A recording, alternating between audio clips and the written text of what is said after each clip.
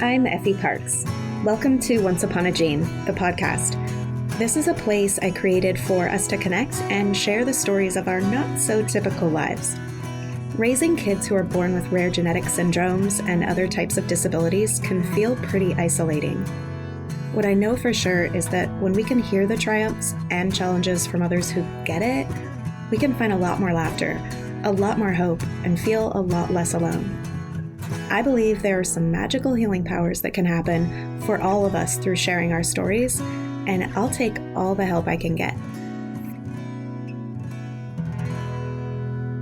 Once Upon a Gene is proud to be part of Bloodstream Media. Living in a family affected by rare and chronic illness can be isolating, and sometimes the best medicine is connecting to the voices of people who share your experience.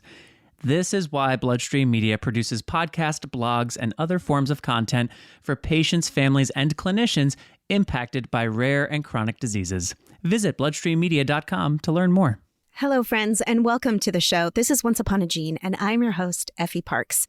And today I am so excited to have a conversation with two of my dear friends and fellow rare moms. Both of them, their first child, were born with rare disorders. And they're both now brand new moms with kids only like days or weeks apart of their second kiddo who was born without a genetic disorder and are perfectly, quote unquote, healthy. So we are delving into this idea of, all of the fears and the emotions and the considerations that come along with, deciding to have a second child. And this conversation isn't about finding right or wrong answers. It's about understanding and respecting the unique experiences and choices of each family in our community. And I think that it's just a really important topic that I see people asking questions about all the time. And I think you're really going to enjoy some of their thoughts on the matter. So please enjoy my guests, Emily and Katie. Hello, Emily and Katie. Welcome to the podcast. Hello. Thank you for having us. Hi. Okay, many of you know Katie Lloyd, the beautiful Swissy friend of all of ours, and her blog. And she's been on the show before, so I'll link her episodes in the show notes. They can't be missed. And introducing Emily, my beautiful angel friend, who's a fellow CT and NB1 mom to the show and a super powerhouse on our CT and NB1 Foundation. So welcome to both of you. I'm so excited you're here. Emily and Katie both have, obviously, children with rare genetic disorders, but they also have newborns literally attached to them at this moment. So we're going to kind of just go through all of that stuff, well, as much as we can in an episode for now, about just kind of like the journey that it takes for us families to decide whether to have another kid or not, and just all the stuff that goes into it. So Katie, I'll start with you. Can you just walk us a little bit through a little intro of you and your family, and then Emily, just go ahead and follow her. All right. So we are a British-German family living in Switzerland, as you do. And we have a 4-year-old called Casper, who has a rare genetic syndrome called De Santo-Shinawi syndrome, which is also known as DESH. And we have a 3-week-old called Arlo. And that's us in a nutshell. And I'm Emily Amerson. I have a 2-year-old who was diagnosed with CTNNB1 syndrome. And we have a 1-month-old named Nora. Oh my gosh, you two are so cute. All right. So both of you, how did your experience with your firstborns and their genetic conditions kind of shape your hopes and your fears about having that second child? Oh gosh, I feel like this question is a big one. I think it affects everything, right? So I tried to explain to a friend that having a child with a rare disease is like you look under a curtain and you can't unsee it. So you connect with this rare disease world and you learn about all these rare diseases. But on the flip side, you know about all these rare diseases, right? So you know the possibilities that rare is not so rare when you have friends who also have children with rare diseases. And my son is one of 200 in the world. And it happened to us. So I think you do come with this knowledge before the pregnancy, the second pregnancy, or the next pregnancy, of the possibilities. And that definitely I would say followed me throughout. I don't know if you felt the same, Emily. Yeah, you put it perfectly. Even in the pregnancy, I was, it was a totally different pregnancy the second time around because the first time around, I just was so ignorant to all the things that could happen. And I was just, got good well checks. And I was like, okay, perfect baby. We're headed towards a perfect delivery, headed towards perfect start to parenthood. And, this is just following the tracks of all these friends and people I see on social media. Like, this is just how it goes. Everything's fine. And then the second time around, it's like, well, like you said, if this happened to us once, and then you learn about all the other rare diseases, your eyes are just kind of open to this world of not perfect social media family planning. And you just kind of wonder if there's something else that's just going to pop up. Yeah. Do you feel like having this knowledge the second time maybe took any of the joy out of it? Or do you feel like it just really equipped you and kind of empowered you? Oh, for me, it definitely took away some of the joy, because we actually did genetic testing on our baby. So at 12 weeks pregnant, we did a test to find out if he also had the Santos-Shinawi syndrome. And that was terrifying because it came with risks and it was very unpleasant. And we chose to do that because we just wanted to know, because for us, knowledge is power. And, we knew what we were getting into then. And for me, until I got the results of that test, and I got kind of past it and knew that he was safe from that procedure, I found that really hard. So we didn't really tell anyone till about 13, 14 weeks because we didn't know if the procedure was going to cause anything. And so I definitely feel, but even till the end, I would definitely say I did not feel safe, if that makes sense. Mm-hmm. How about for you, Emily? Yeah, it was a hard balance between getting that early genetic testing or, how much anxiety am I going to have over wondering if the second baby also has CTNNB1 versus how worried am I going to be about the risks of that testing. So we ended up not getting that genetic testing early on. And we were told that the gene was de novo in our case for Savannah. But you never know. There's the mosaicism or whatever that they tell you about. So my whole pregnancy, and still, I don't think she has anything. But, we didn't know until Savannah was about 6 months old, when she wasn't meeting the milestones, that kind of something was going on. So I almost feel like I'm still not in the clear in some ways. I'm kind of just watching her like a hawk. So it has stripped a lot of the joy out of, I'm anticipating those milestones with a little bit of fear, I guess. Any particular reason, if you want to share, why you decided not to get one of those CVIs? Is that what it's called? CVS, I think. CVS. Yeah, there's just a risk of miscarriage since it's done with amniocentesis. So there's two procedures. There's the CVS and the amnio. So the CVS, I think, is around 10 to 12 weeks, and that's where they take the placenta, and the amniocentesis is a few weeks later, I think, and that's where they take the amniotic fluid. So they're two different tests at two different times. So we could have taken the amnio later if we wished. Yeah, we were only offered the amnio, and she mentioned the risk of miscarriage, and I just kind of, me personally, thought that the anxiety over miscarrying was higher than my anxiety over the genetic condition. I can understand that for sure. That's always in the back of any of our heads when we decide to do anything, even for our kids. Did either of you feel judged or weird or uncomfortable in any way to share with others that you were going to have another baby? Did you feel like, maybe you already had too much on your plate, or that people, you know what I mean? Did any of you kind of feel a little weird about that? I almost feel like I needed a disclaimer almost with our announcement of we're not expecting this baby to also have a genetic condition because it's de novo for Savannah, blah, blah, blah. And, I have a support system. We're going to be okay. I almost felt like I needed to include that in the announcement to avoid the judgment. And I never got any outwardly to me, but I wonder if that's what people are thinking when they see that announcement, I think for us, it was almost the other way. I think people expected us not to have more children. So people were quite surprised. They were like, oh, you're having another one, as if, that our lives were over having one disabled child and we no longer wanted to expand our family, which just, it's ridiculous. And I think we had the other way that people assumed this baby would be healthy. And I was more, I'm very cautious. I don't know, maybe I'm a little bit overcautious and a little bit anxious. So I said, you know, we don't know. And if he comes and if there's a baby, and I think people thought I was losing my mind a bit by not saying when and when he's healthy. But for me, it was very much, we just don't know. So I tended to say maybe he will have something or not, who knows. We tried to take things each day as it came. And I think that's the only way we survived the whole pregnancy and until now. Yeah. Well, real quick, Katie, Casper was de novo mutation, right? He was. And actually, when we said to people that we were doing the CVS, they were very shocked.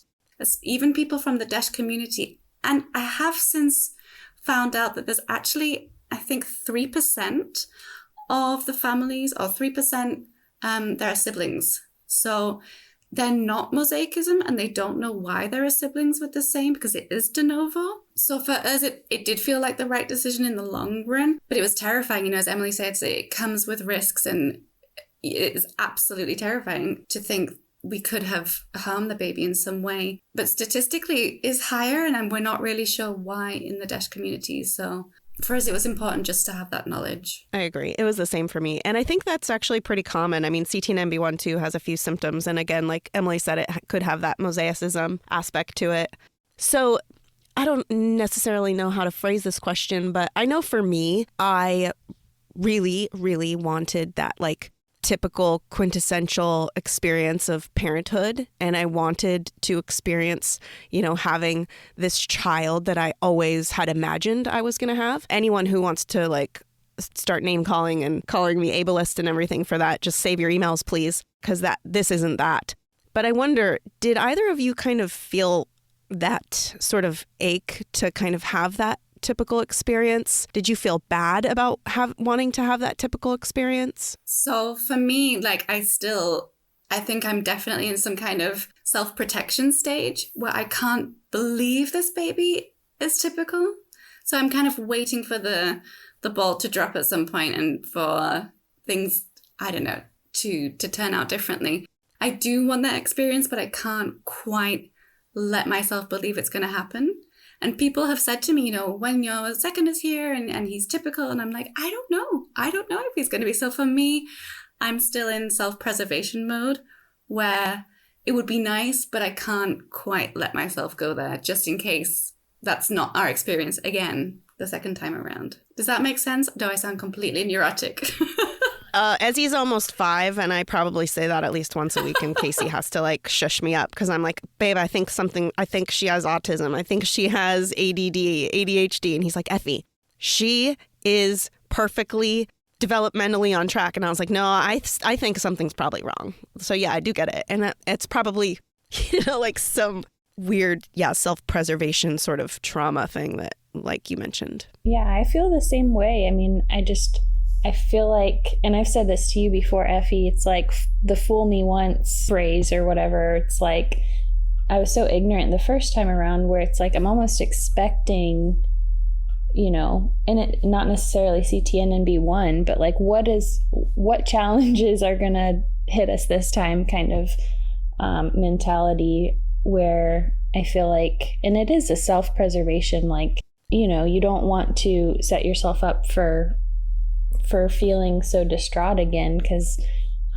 really getting Savannah's diagnosis felt like the biggest toppling wave of my life that I could have ever imagined. And so you don't want to set yourself up for that. And you mentioned the guilt. I do feel guilty. And I said this to another CTNNB1 mom who recently found out she was pregnant, kind of just reached out to me to really just share some feelings that she was having. And she's the first person that I told that I felt guilty about, you know, really wanting this typical parenting experience. And I don't know why the guilt is there. And it feels weird to say out loud, but you know, that's what everyone wants. And it's not to say that you don't love and appreciate your parenting experience with your child with disabilities, but it's hard. And you don't want those same challenges, and you don't want, I don't know how to say it, but there is guilt in wanting a quote unquote normal experience. And I think if I can just jump in, like, our kids have been through a lot, like medically, physically, emotionally, as have we. And I think we don't want to see our children suffer. And we also don't want to suffer as parents. And not that it's all pain and suffering with our kids, like they're also wonderful, beautiful, magical moments. But I think that's one part of it, that if we have a typical child, we wouldn't have to go through that a second time around. And if our other children do have disabilities or rare diseases, we'd love them just the same. But we would like to not go through that again. You know, it's something that annoys me, actually, that anyone even feels like they have to follow it up with that. Like, that's what it bothers me about it. And I think that it really kind of opens that box about ableism that is so loud right now and sometimes very misdirected, that we can't just have these human feelings and these experiences that are happening to us and that have happened to our children and to our families that are very serious, and also feel another type of way without feeling like we have to feel guilty about it. When I feel like it's just normal, and I feel like it's okay to have those feelings and to just let them be exactly what they are without having to feel like, you know, we have to pay for something. I don't know if that makes any sense. But I feel like we get backed into like these dark rooms where we can't really share our feelings about certain things because we're afraid of, you know, that shame of us being joyful or us wanting another path that we had expected prior to it. Yeah, those quotes that pop up on Instagram all the time about, you know, grief and joy can coexist, and you can love your child and enjoy every moment, and at the same time say, this is freaking hard. Yes, I think it just really like is a reminder that we do have permission to feel, right? And that it's okay, totally okay. And nobody should be name called or shamed for having those feelings because of the experience that they've had. It reminds me, a friend of mine was pregnant with twins, and I asked, you know, do you know if they're boys or girls or a boy and a girl yet? And she said, you know, I don't care as long as they're healthy. And then she looked at me and she panicked and she said, I mean, I'd love them even if they weren't healthy. And I thought, of course you want the babies to be healthy. Who wants a baby to be born with medical needs and seizures and so on? Nobody wishes that for their baby. And for a long time, I was quite, maybe a little bit defensive about the healthy baby thing, but it makes sense. We all wish for our children to be healthy. That doesn't mean we are ableist. We just want good things for our kids because we love them. Yeah, I think there's so many quips that have become an activator / a trigger for families like ours. And I think that it does get perpetuated online and it becomes a narrative. And so you think that you have to be defensive over certain things. And people aren't necessarily really thinking through it before they make their own decisions about stuff like that. And I love how you kind of flipped your mind on that, because of course we do. And of course we will still love them anyways, and it will be what it is. But I don't think that when people say that, they're like, because a healthy baby would just be the worst thing in the world. Like, it's complicado, right? Like, they're not saying it to like diminish your child's worth, is what I mean. Exactly. I think it's like with the grief and joy, these things can exist. I can love my disabled child and I can wish for a healthy baby. That they coexist side by side. Yeah. It's okay. So there is another part that's really complex, and it's about that sibling aspect. And I'm sure it's like that, you know, for as long as we all shall live. What do you two think about that? And what are kind of your hopes for the siblings? And what are some of your fears? So for us, the biggest fear, well, there were several, I think. So with Casper, he has a lot of sensory needs and he's very scared of other children. So he's a bit of a lone wolf. He will tolerate children as long as they don't speak near him or come near him or touch his toys. So he doesn't really play with other children. And there was a long period where if a child made a sound near him, he would just completely shut down. So he would cry and then fall asleep as if he had like complete sensory overload. And then the computer turned off. So that was a fear of ours with the crying, that he would go into like sensory meltdown and struggle. And actually within 3 weeks, he has really adapted to the crying. He points to my breast and says, "Mama milk." So he knows how to shut the baby up. Or he points to the pacifier and, wants to put it in his mouth. But I think our other fear as well is that Casper's very impulsive. And so we are worried about safety. So we've basically engineered our schedules so that I'm never alone with both, which I feel like most parents don't really have to worry about in the typical world. That you can. I have had some comments like, well, I looked after both of my children on my own. And I think, well, your child did not have De Santos-Shinawi syndrome. So you don't really get to tell me how to do it. I'm still a little bit defensive about that, clearly. So yeah, those were our biggest fears. And so far, things have gone much better than expected. I think we've catastrophized, but it has been useful in getting ready and preparing. I love that.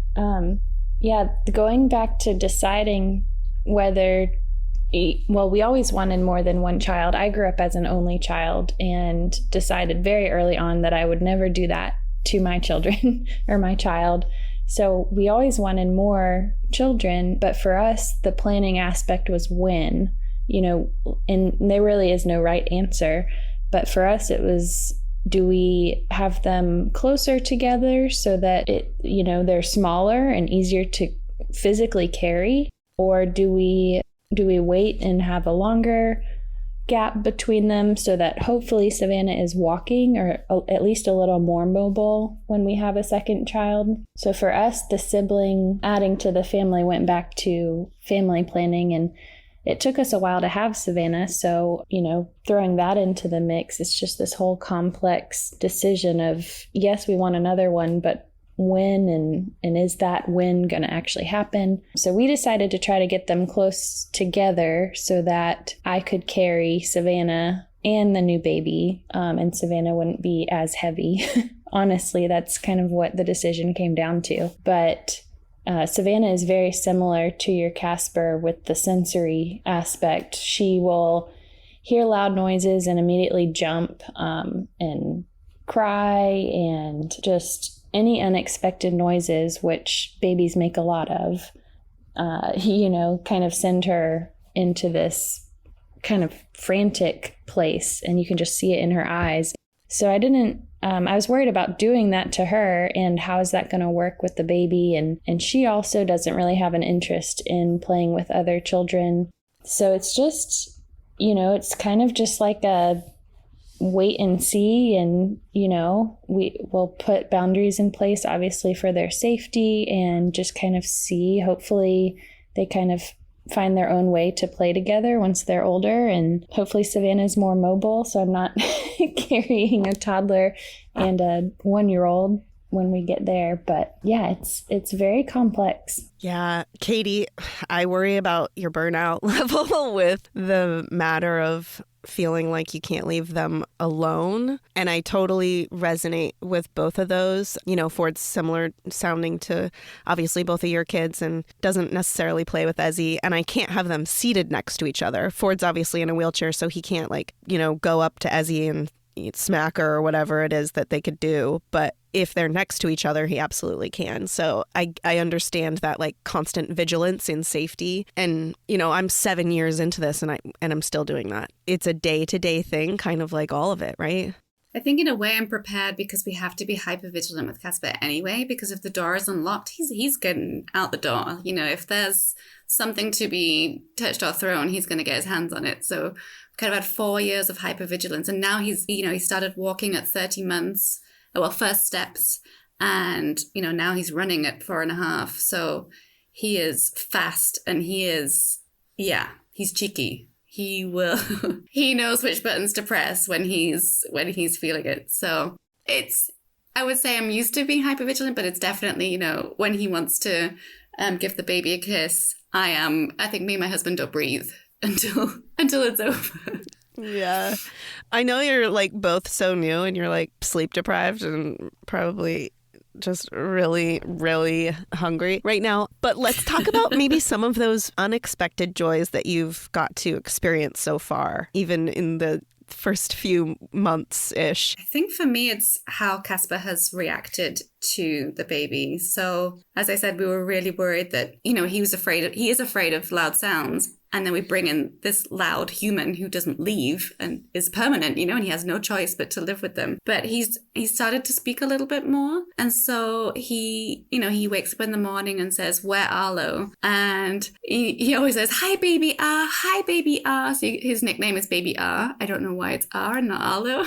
And he seems to recognize that this human, that's here to stay is someone else and not just, someone special, not just a random person. And that's really nice to see. So I think the catastrophizing has its benefits in that there have been positive things that we've not expected. Of course, I could have had a lot less anxiety on the way to the joy if I'd not been so nervous about things. But it's really beautiful to see how he's taken to having a brother, and it's been better than we could have expected. And I think maybe because he is that bit older, I think a year ago or even 6 months ago, it would have been a different story. But that's been really beautiful to see for us.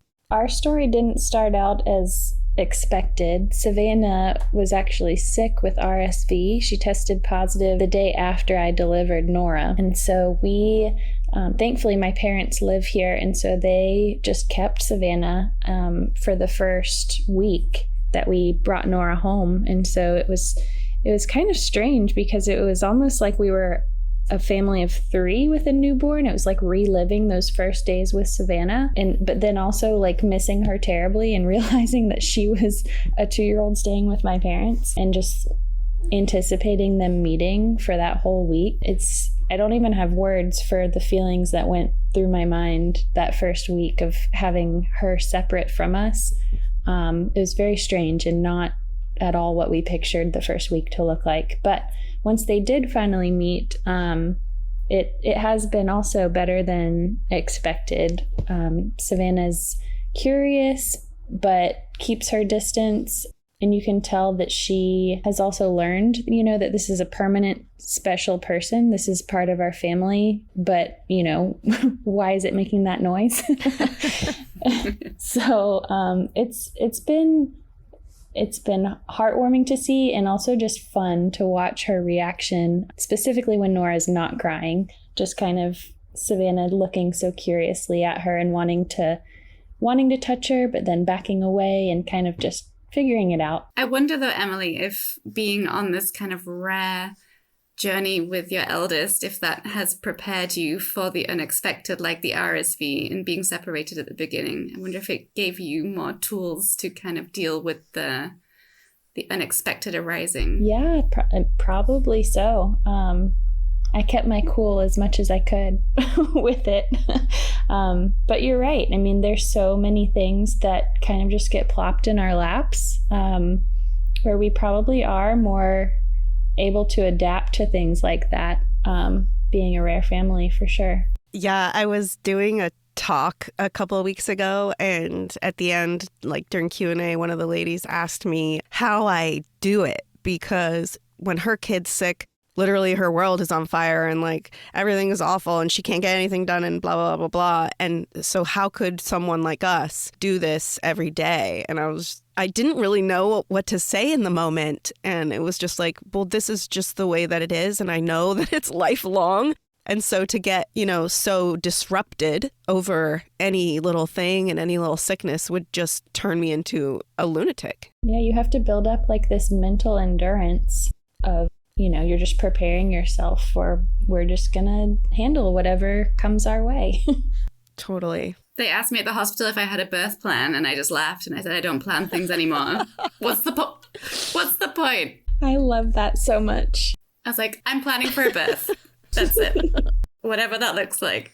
So something that I have found just so strange, I don't even know what word to use because my brain's melted today, but like having navigated the public eye, right, with our kids who have rare genetic disorders, do you find it strange or conflicting to now be out with a child who's, typically developing?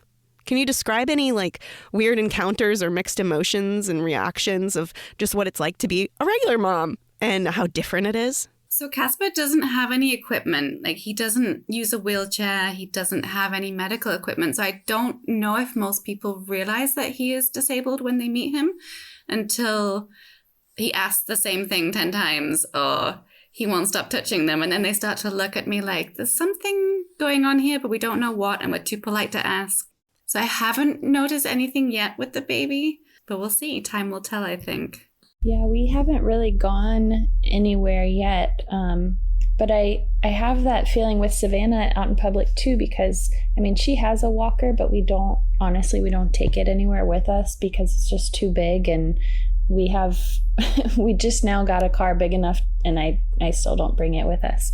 But I also wonder what people are thinking and how much they're realizing that I'm sure they know that she's disabled.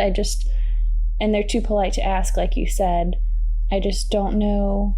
I don't know how that looks as an outsider. And I wonder what they're thinking. And I wish they would ask or say something other than, the pleasantries and kind of ignoring it. Yeah, I guess I maybe didn't phrase my question very well. And maybe you're just both too new, right? And you haven't even come up for area and been outside for realsies. But I guess what I mean is just more of those regular encounters, even if our disabled kids aren't with us, but maybe you're out alone at the park with your new kid and moms start talking to you like you're a regular person and, start saying things that would be normally relatable to another new mom. And you're just inside, you have no idea. This doesn't compare to anything that I normally do. I don't know. Does that make sense?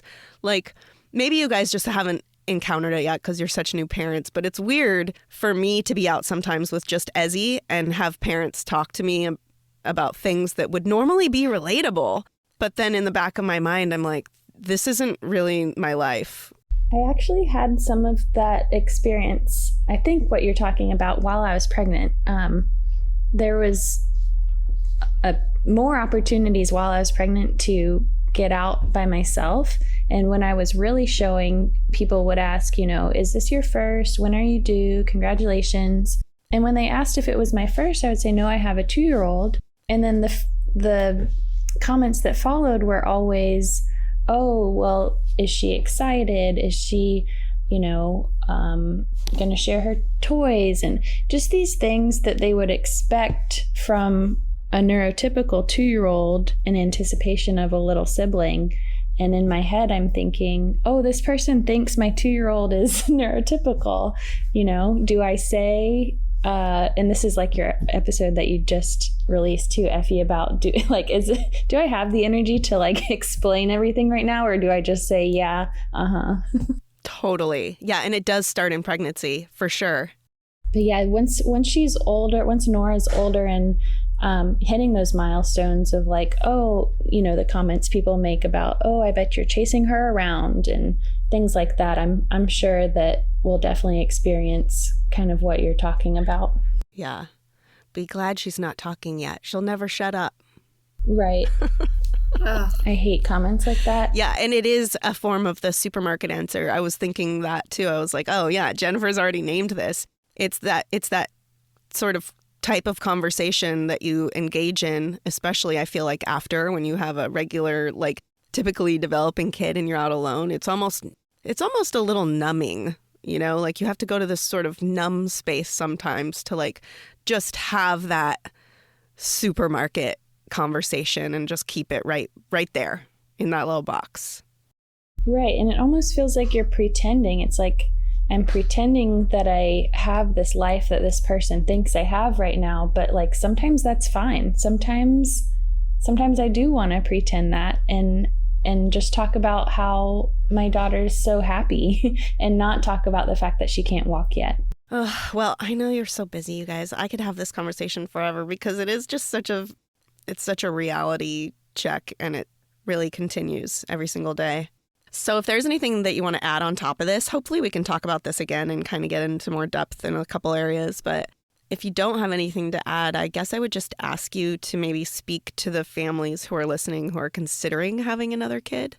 So much we could say, but I think it's really important to I think for parents to acknowledge all the feelings and the complexities of those feelings, that, you know, this feels terrifying and it feels magical, but it's also really, really scary at times, or difficult, and then wonderful, and then wild, and then beautiful. And like, it's all these things, and it's very complex. And I think we have to really acknowledge our feelings around all of it, and not, you know, kind of put our heads down and push forwards, and to reach out to other people who have been there before, you know, like maybe Effie, you can put my Instagram handle in the show notes. You know, if anyone wants to reach out and talk to me, I'm very happy to. You know, I'm not an expert, obviously, but we've been through this. And if anybody wants to talk, you know, I'm really open to that, because it's complicated, as we've discussed.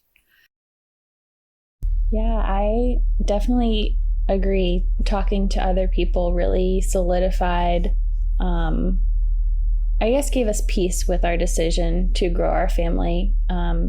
Even though it was, like you said, Katie, very terrifying, and all the other things. But talking to other people and hearing stories of those sibling bonds with our special kiddos, like Ezzy. I love hearing about Ezzy and seeing your videos, Effie, of her with Ford. And yeah, I think just reaching out to people who it's real for them, and you can kind of picture it for yourself, because otherwise it does feel like this big, scary unknown. But I think it's worth it. I know that our family is more blessed now that we have Nora, and I know that it's there's going to be more support for Savannah, and for Savannah to be that influence to Nora, I think is so special. Yeah, I think the biggest thing is reaching out to other families who've been there and hearing about those experiences, and the hard experiences too. So you know what you're getting yourself into, really. Yeah, totally. Oh my God, that just made me like have 5 more ideas of where we're gonna have to build off on this conversation. We need a part 2. Totally. And I guess I would just say, and I think I told this to you, Emily, and you can only hear this when it finally clicks, I think, too, is to just seriously savor it. Savor all of that stuff that you never, ever got to experience. Like, really, you see it now, and you see it so much more vividly than you would have if you didn't have a child that was sick. And the fact that you get to experience that now too, but it's so magnified. I just really hope that both of you especially can just really breathe that in, because it's remarkable. It's almost like we're experiencing what we think when other people tell us little complaints about the neurotypical child. Like, in my head, I'm thinking, oh my gosh, just be thankful that they're walking. Like, don't complain to me about them getting into stuff. And it's like, now I have this little one where I get to say to myself, you know, be thankful that they're walking, and it's not going to bother me as much when they're getting into stuff, because I'm going to view it as a blessing that they are. Totally. It reminds me of like how messy I let Ezzy get, you know, and I like things clean. But like, yeah, my friend sent a giant box of sprinkles to her, and I let her just go wild with them, and everyone was like, I can't believe you'd allow that mess, blah, blah, blah, blah. And I'm like, are you kidding me?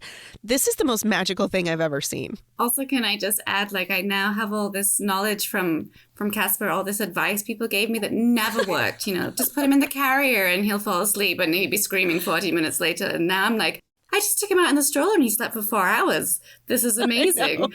So Totally. Like, these things actually do work. They're not myths, which is kind of nice, because I was like, no, someone's giving me the wrong instruction manual here. And the nice thing is to do it the second time around and see these things do work. You know, it just depends on the child. I know. Right? Isn't it just wild, too, to just actually see a kid eat? Like, just to do it? I mean, these things they leave you awestruck. Every little thing that they do.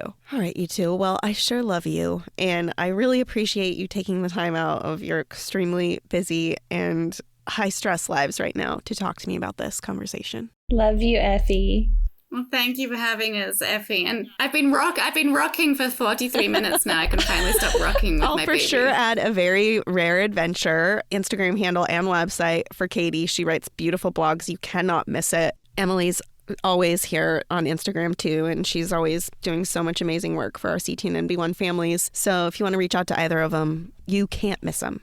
So thanks, ladies. I really appreciate it. Thank you, Effie. Thanks, Effie. Nice to meet you, Katie. And you, Emily. I hope you've been enjoying this podcast. If you like what you hear, please share this show with your people, and please make sure to rate and review it on iTunes or wherever you get your podcasts. You can also head over to Instagram, Facebook, and Twitter to connect with me and stay updated on the show. If you're interested in sharing your story, or if you have anything you would like to contribute, please submit it to my website at effieparks.com. Thank you so much for listening to the show and for supporting me along the way. I appreciate y'all so much. I don't know what kind of day you're having, but if you need a little pick-me-up, Ford's got you.